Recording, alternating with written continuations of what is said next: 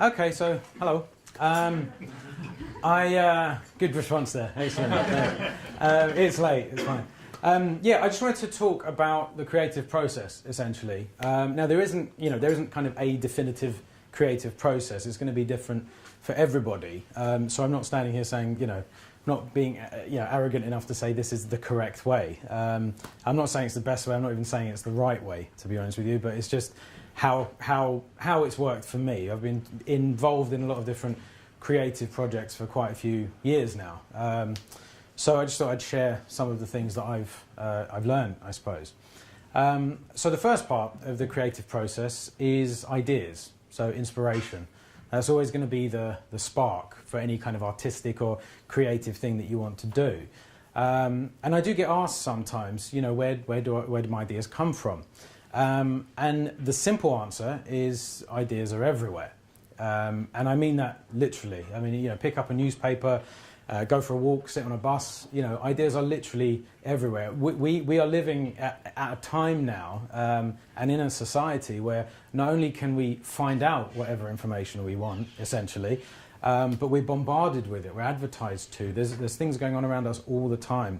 There's things going on within us all the time. And any one of those things can be a spark, can be an idea, a jumping off point for something else. So I want you to just think of a news story, a recent news story that you've heard about, just something that comes to mind. Has everyone thought of something? I'm not going to do a magic trick here and tell you what you're thinking, by the way. That's not how it works. But okay, so just think of the story, and I want you to imagine that the story is not true. Okay, as in the entire thing is a huge, elaborate setup. So let's say it's a murder. Okay, so why would that be a setup? Why would somebody agree to essentially go into hiding for the rest of their lives? Were they offered something? Were they threatened with something? You can just take anything from I suppose from the media, and you can take it wherever you want. And this is what I love about creativity, about artistic endeavours, because you can go anywhere with it. You can take something fairly simple. Let's say you're walking in the park, you see a couple sitting next to each other. You can wonder, okay, how long have they been together? Are they together? Are they happy they're together? Do they hate each other's parents? You really think about, and you can create that. And I think, and also, in terms of the news story, every single one of us in this room, we could have thought of the exact same story, but as a starting point. But we would have gone in completely different directions because we're all unique. We've all had completely different life experiences. And again, that's something that I love about being creative. You can create worlds, essentially. As a writer, certainly you can do that. So that's kind of the simple answer to the question. The more complicated answer, that leads me into the next stage of the creative process, which is choice. So choosing what you're going to do. Let's say that I'm right and there are millions of ideas around us all the time. We then need to choose one. Now there's this great quote by Stella Adler. She was a very, very famous acting teacher, very well respected. She taught people like Marlon Brando, Robert De Niro, so she was pretty good. She knew what she was doing. And she had this great quote. She said that in your choices lies your talent. Now I think that's amazing, and I think that's applicable to life. Let's forget about the creative process for a minute. I think that's applicable to life because our choices, in a very real way, are going to shape the rest of our lives. Now, I'm not suggesting, I'm not delusional. I'm not saying that we live in a vacuum, we live in a safe, static environment that's just waiting to accommodate our next choice. I don't, that's not life, that's not how it works. But at the same time, I don't think we can really underestimate the power of the choices that we make on the rest of our lives. Now, coming back to creativity, my first book, for instance, was a crime thriller, and it came out of my experiences as an actor and as a comedian. It came out of my disillusionment of the pursuit of fame, which I saw in other people and began to see in myself, and still see in myself. I'm not standing here talking to a room full of people because I don't like attention. So that's, and also it came out of my interest in forensic psychology. So taking all these things, what the story was actually about was a serial killer who kidnaps actresses, films them for 15 minutes, kills them, and then the 15 minutes that they're filmed for, they're famous for 15 minutes, essentially. It's not a comedy novel, just in case you're wondering. But given where the idea came from, I could have gone anywhere with that. And what determined where that book went was my choices, and not just my initial choice that, okay, this is what I want to do, but at every step of the way, you make different choices. Artists will tell you the same thing. Anyone in any, I mean, friends of mine write their own music, and they'll tell you the same thing. It's not about making one choice. You make a certain choice, it takes you somewhere, and then at each step of the process, you can then go wherever you want with it. And this is the key thing. Again, you can go wherever you want with it, and it's an incredible thing to do. So, okay, the next stage, the last stage, is commitment, and I see this stage as the marriage stage of the process, because ideas and inspiration, choices, that's basically the honeymoon period. Okay, that's when everyone's wearing their nicest clothes, everyone's smiling at each other, nobody's shouting at each other for leaving any toilet seats up, for instance. It's, you know, and it's only when you make that commitment, that's when you have to show up every day. That's when you have to work, even when you really don't feel like it, even when you really don't want to. That's when you have to decide, well, actually, this is what I want to do. This is what I want to do in spite of what it's going to cost me. I mean, the second book I wrote, I was working full-time. I was working 9 to 5, Monday to Friday. So I would get to work at 8:30 and I'd write for half an hour.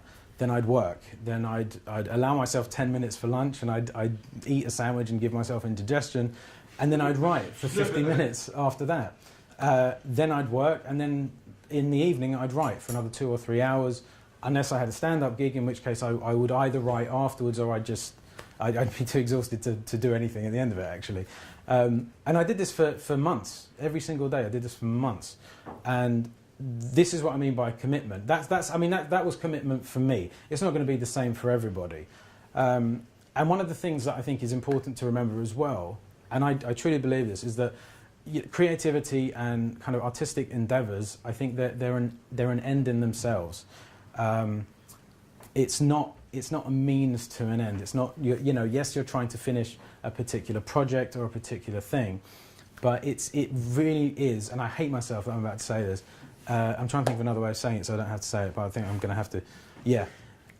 Just forgive me for saying this. It's very much about the journey. It is. And we can't forgive you. It's terrible, isn't it? It's ridiculous, I know. I'm supposed to be a writer and I can't think of another word. It's terrible. But yeah, it is. It absolutely is, though. And I think this is something that people can miss, because a lot of people can, you can get very caught up on success and on failure. And realistically, sometimes you will do all these things. You'll choose a great idea, and you'll commit to it, and you'll show up every day, and you'll do everything that you should do, or that you can do to make it work. And it won't always work. But I wouldn't see that as failure, though. I have a real problem with that word. I think very few things in life are genuine failures. I think if you learn something from the experience, or if it informs you or nourishes you in some way, I don't think it is a failure. An example from my own life, when I was 19, I went to New York, and it was a student kind of scheme where I got a visa, and I was allowed to, so I was able to work over there, and I was going to go out there. I was going to get a job, get an apartment, and live there for a few months in between university years. And I wanted to do it. I wanted to put myself in very much a kind of sink or swim type situation. I wanted to force myself to actually have to do that. And it was strange, because I kind of, I went out there and I couldn't find a job and I couldn't find an apartment, and it didn't even dawn on me. Somebody told me, you should have sorted this out before you came out here, because that's what the rest of us did. And I didn't realise. I just thought I was going to turn up and it'll be great. I'll just hang out in New York for a bit. So I was staying in hostels, and that was really tough, because you couldn't book for a few days at a time. I could only book one night at a time. So I'd literally wake up in the morning, rush to the reception desk and book for that evening, so that I'd have somewhere to sleep that night. And I could only do that for a handful of times. You could only do it, I think you could only do that for a week, and then you'd have to move on to a different hostel. So I was doing that, which was fabulous. But and kind of at the time, I thought to myself, well, actually, I did feel like a failure at the time. I did think, well, I'm not swimming clearly, so I must be sinking. And it was only afterwards that I kind of realised, well, actually, that's one of the few times in my life when I was completely free. I literally was hanging out. I was speaking to people on the street. I was having experiences that I wouldn't have had otherwise. I was young and I was stupid enough to not be terrified of doing it, of going out by myself. And as a writer, as a comedian, as an actor, it's informed me in so many ways. So at the time I thought, okay, this is kind of, I have failed. I did think that.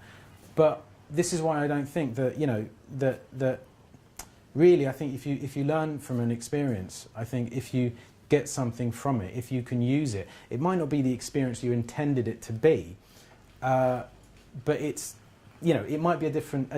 You might learn a different set of things, or you might learn something. You might. Initially going out to New York, I didn't want to learn anything. I don't even know why I went. To be honest with you, I don't know. It was I was 19, and why not? Is this or just hang out in London for the summer? I don't know, which probably would have been cheaper, but whatever. But yeah, I think the important thing though is coming back to the point about creativity being an end in itself.